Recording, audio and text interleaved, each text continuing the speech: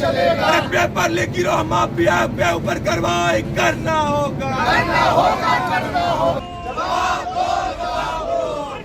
हम लोग बिहार के छात्र नौजवानों के आवाज को बुलंद करने के लिए, उनके आंदोलन को मजबूत करने के लिए जिस कुमार से नीतीश कुमार उनके अधिकार का दमन कर रही है, उनका शोषण कर रही है। गरीब नौजवान छात्र मजदूर परिवार से आते हैं, किसान परिवार से आते हैं, किस तरीके से, किस कठिनाई से अपनी पढ़ाई का जो है शिक्षा दीक्षा पूरा करते हैं। और स्टेट गवर्नमेंट में जितना भी एग्जाम कंडक्ट हो रहा है सब कहीं ना कहीं माफियाओं के चंगुल में है। और नीतीश कुमार जी खुद इस भाजपा के जो माफिया है उनके चंगुल में आकर के यहाँ के विद्यार्थियों का, यहाँ के स्टूडेंट का जो है कहीं ना कहीं उन पे जो अत्याचार हो रहा है, आज उसी के खिलाफ उसी के बीपीएससी अभ्यर्थियों पर हुए लाठीचार्ज और पानी की बौछार के बाद जो है बिहार बंद का ऐलान भी किया गया था। और इसका असर जो है दरभंगा में देखने को मिला है, जहां रेलवे स्टेशन पर यानी पटरी पर बैठकर तमाम जो बात करें हम AISA के और RIY के जो नेता थे तमाम वहां पे प्रदर्शन करते हुए दिखे और जो है कहीं ना कहीं ट्रेनों को बाधित करते हुए नजर आए। दरअसल बता दें कि जिस तरह से अभ्यर्थियों पर पानी का बौछार और जो है लगातार उनकी मांगों को लेकर AISA RYA के साथ युवा राजद कार्यकर्ताओं के द्वारा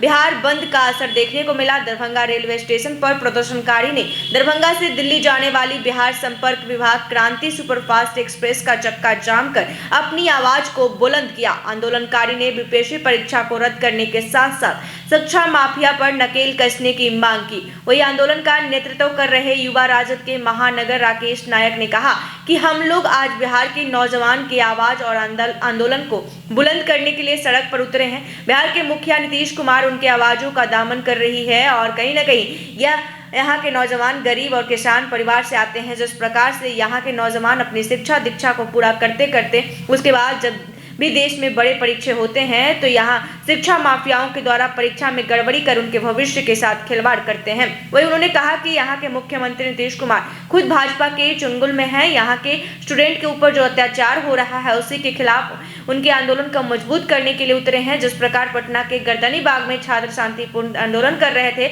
उसी क्रम में एक छात्र की मौत हो जाती है, जिसमें सरकार की मिली भगत साफ तौर पर नजर आ रही है। इसलिए सरकार से हम लोगों की मांग है कि पीड़ित परिवार को उचित मुआवजा मिले ताकि उस नौजवान की आत्मा को शांति मिले। वही उन्होंने कहा कि उनके शहादत को हम लोग कहीं से भी कमजोर नहीं होने देंगे। अगर बिहार की सरकार नीतीश कुमार बीपीएससी की परीक्षा को रद्द नहीं करती हो तो इस आंदोलन को और भी उग्र किया जाएगा।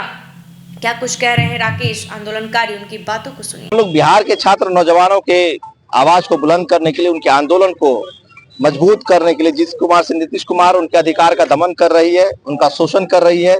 गरीब नौजवान छात्र मजदूर परिवार से आते हैं, किसान परिवार से आते हैं, किस तरीके से, किस कठिनाई से अपनी पढ़ाई का जो है शिक्षा दीक्षा पूरा करते हैं। उसके बाद जब भी बड़े बेंच का जो एग्जाम होता है, आप चाहे नीट एग्जाम की स्थिति देख लीजिए, चाहे सेंट्रल गवर्नमेंट में जितने भी एग्जाम कंडक्ट हो रहे हैं और स्टेट गवर्नमेंट में जितना भी एग्जाम कंडक्ट हो रहा है सब कहीं ना कहीं माफियाओं के चंगुल में है। और नीतीश कुमार जी खुद इस भाजपा के जो माफिया है उनके चंगुल में आकर के यहाँ के विद्यार्थियों का, यहाँ के स्टूडेंट का जो है कहीं ना कहीं उन पे जो अत्याचार हो रहा है, आज उसी के खिलाफ उसी के आंदोलन को हम लोग मजबूत करने के लिए यहाँ उतरे हैं।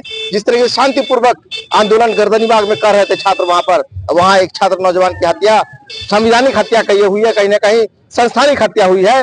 उसको सुनियोजित तरीके से मारने का प्रयास नीतीश कुमार जी ने किया है। हम लोग उसके परिवार को उचित मुआवजा देने की मांग कर रहे हैं, उस नौजवान की आत्मा को शांति मिले, लेकिन उसके इस शहादत को हम लोग कहीं भी कमजोर नहीं होने देंगे।